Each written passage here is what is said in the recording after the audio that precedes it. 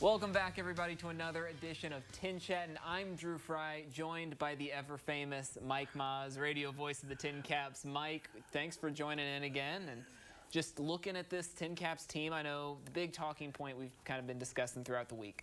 Not a lot of wins lately, but what are we looking forward to, any glimmers of hope?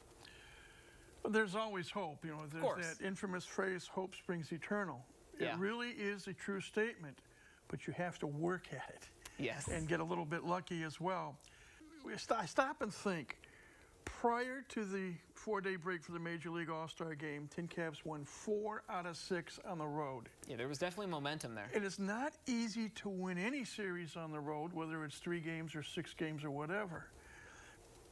In hindsight, and you and I both know hindsight's 20/20. Yeah, of course. I think maybe the Tin Caps wish they didn't have that 4-day break, because they've come up just a little bit short. They've had the lead in most of the 5 games they've lost. Early lead, I believe, in 3 of the 5 where they scored first. And yet it's the same old story. And we have talked about this, Drew. We've talked about it in this program all year long. To be successful, you have to have good pitching, good hitting, solid defense, and get some breaks. But all at once. But all at once. And there have been nights where it's just not all clicking together. I'll give you a quick example on Wednesday night. Game 2 of the Dayton series, Tin Caps get the early lead, and the pitching just wasn't quite there at the end. In Game 1 on Tuesday night, they scored 3 runs right off the bat. Yeah. And ended up losing 12-7. And again, sometimes you have some solid outings from the pitchers, and sometimes you get guys coming in, be it to start the game or out of the bullpen, that can't get an out if they try to bribe it out. Yeah, sometimes and the stuff it's just frustrating. Isn't there. Yeah. And the biggest Achilles heel that the team has had all season long, and we mentioned it a couple of weeks ago, I'll mention it again tonight, the inability to drive in runners with runners in scoring position, not to be able to score runs with runners in scoring position, and that means runners at either second and or third base and less than 2 outs. That's been the biggest problem the Tin Caps have had all season long. Yeah. And the team keeps coming close. We've mentioned it. Yep. I mean, this is one of the best teams at getting to 1-run games, just not winning all the 1-run games. 31-run games as we tape this segment tonight, and they are 12-18, they being the Tin Caps, in those 1-run games. That's the most of any team in the 12-team Midwest League. They played 15 extra inning games this year. That's more than every major and minor league team has done this season. It's almost impressive in its own right. You just got to cross the finish line. It's been close, but someone once said close only counts in hand grenades and income tax or something. Yeah, income tax, that's one way to look at it, yeah. The other key, though, is even counting the games tonight, I believe it's 38 games left after. Team has not been mathematically eliminated. Now, granted, there are, I want to say, 6 or 7 games out of first. All it takes is one series. You win 5 or 6 games in a series, and you get that confidence building again. Who knows what can happen? But the players have to not only play for themselves, they've got to play for each other. And they've got to keep their determination going.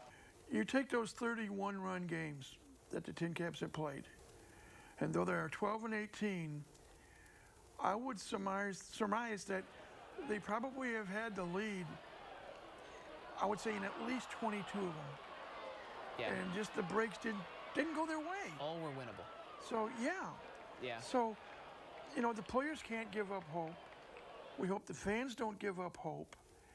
And sooner or later, things have got to go the way of the Tin Caps. Yeah, I mean, there is a lot of talent on that roster, and we've discussed this a little bit of just some of the talented players that are going to move up and down just the way the season goes. Henry Baez on his way up to Double-A.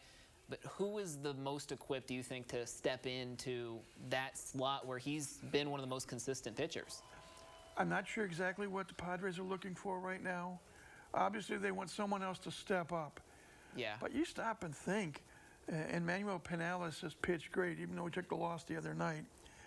Jagger Haynes has pitched very well as of late. Yeah, he's had some strong outings. That's a nice 1-2 punch to think about. But it's some of the others that it wouldn't hurt if the Tin Caps can get on the board early. And we've talked about that before. It seems when you score first, pressure is taking off of you. Yeah, sets the tone early unless the pitchers settle into a groove.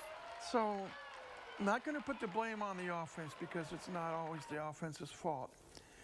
But at some point, you've got to have Part A, Part B, and Part C working in unison for a combined Part D, which spells victory.